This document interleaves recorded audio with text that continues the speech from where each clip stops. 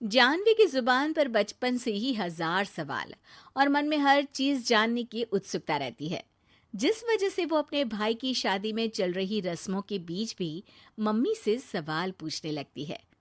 Mummy, जब लड़की वालों ने आपको अपनी इतनी बड़ी लड़की दे दी, तो फिर भी उनसे सामान लेना गलत नहीं है क्या? इस पर कोई भी जानवी की बात का जवाब नहीं दे पाता और उसे इग्नोर करते हुए रस्में निभाते रहते हैं।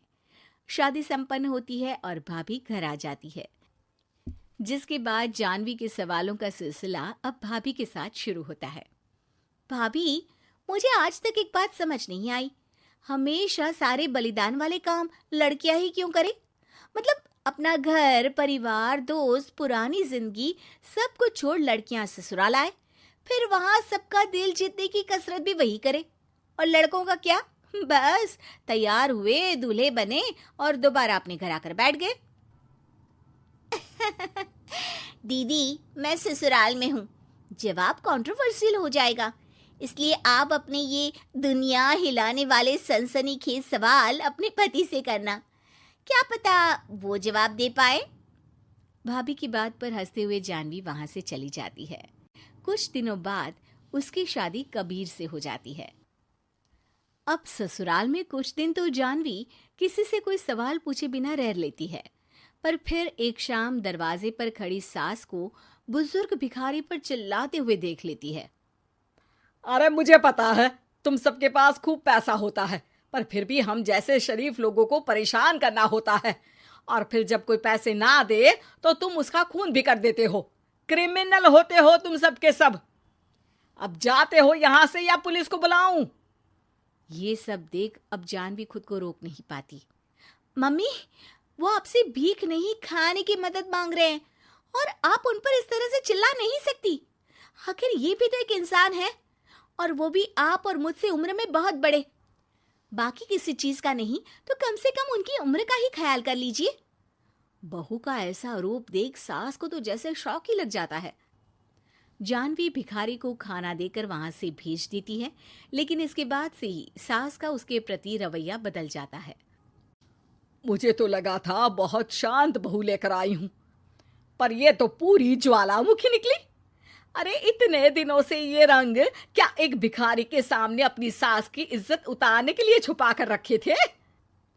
और कौन से रंग बदलना सिखाकर भेजा है तेरे माँ बाप ने तुझे? मम्मी जी, रंग का तो पता नहीं, लेकिन मेरे मम्मी पापा ने मुझे हर ढंग में गलत के खिलाफ खड़े होना जरूर सिखाकर भेजा है। बहू का जवाब सुन सास गुस्से में वहां से चली जाती है, जिस पर पीछे खड़ा सब कुछ सुन रहा कबीर जानवी के पास आता है। जानवी, मैं मानता हूं तुमने जो किया अच्छे के लिए किया, पर मम्मी से ऐसे नहीं बोलना चाहिए था। अब उन्हें मनाने की जिम्मेदारी तुम्हारी ही है। पर मैं कैसे? मुझे तो कुछ भी पता नहीं है। तो उसके लिए मैं हूं ना। कुछ दिनों में ही सकट का त्योहार आ रहा है, तुम बस बायने पर मम्मी को देने के लिए एक सुंदर साड़ी ले आना, तुम्हारा काम बन जाएगा। ये कहकर कबीर वहां से चला जाता है, लेकिन व्रत और त्योहारों से अनजान जानवी कंफ्यूजन में वहीं खड़ी रह जाती है, जिस पर वो भाभी को फोन लगाकर सारे व्रत और उनके महत्व समझती है। और उन्हें जानने के बाद वो बायने की साड़ी तो खरीद लाती है, लेकिन इसी के साथ उसके मन में अब नए सवाल पैदा होने लगते हैं। इसी तरह सकट के व्रत का दिन भी आ जाता है। हे भगवान, एक तो सुबह से भूखी, ऊपर से ये सवालों के बुलबुले पेट में उठकर और तहलका मचा रहे हैं। अब क्या करूं, किससे पूछूं? जानवी अपने आप से ये सब बोल ही रही होती है कि सास और कबीर उसके सामने आ जाते हैं। बायने और पूजा की सब तैयारी कर ली? हाँ जी, वो तो कर ली, पर क्या पर? फिर कोई सवाल है? पूछ लो, कहीं पेट में उसे रखे रखे एसिडिटी ना हो जाए। ज्यादा कुछ नहीं, बस पूछना था कि जब ये व्रत बच्चों और दाम्पत्य जीवन की सुख शांति के लिए होता है, फिर इसमें व्रत सिर्फ हम लेडीज ही क्यों रखती हैं? हिस्सेदारी तो दोनों की होती है ना? जानवी की बात सुन इस बार तो सास भी सोचने पर मजबूर हो जाती हैं। ये तो मुझे नहीं पता, और ना हमने कभी किसी से पूछा। बस जो बड़े बुजुर्ग रिवाज बना गए वही चल रहे हैं। इसकी भी कोई वजह जरूर होगी। अच्छा, और ये बायने की वजह? अब बायने से तुम्हें क्या दिक्कत है? नहीं नहीं, दिक्कत कोई नहीं है। बस सोचती हूँ कि अगर व्रत बच्चों या पति के लिए होता है तो हमेशा हर चीज का गिफ्ट सिर्फ सास को ही क्यों मिलता है? अरे पति के नाम पर व्रत है तो उन्हें, और बच्चों के नाम पर जो व्रत है उनमें बच्चों को क्यों गिफ्ट नहीं दी जाती?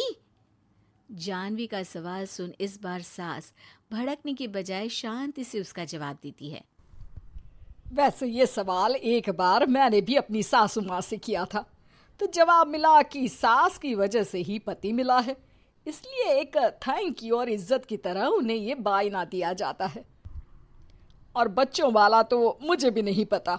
बाकी इस बात की भी कंफर्मेशन नहीं है कि सासू माँ ने ये सिर्फ मेरे सवालों को शांत करने के लिए बोला था या ये सच भी है। सास के जवाब और जानवी के सवाल से अब वो दोनों ही कंफ्यूजन में हैं कि आखिर सच और वजह क्या है। अगर आप लोगों के पास इन सवालों के जवाब हैं तो कमेंट करके सबके साथ ज़रूर शेयर कीजिए।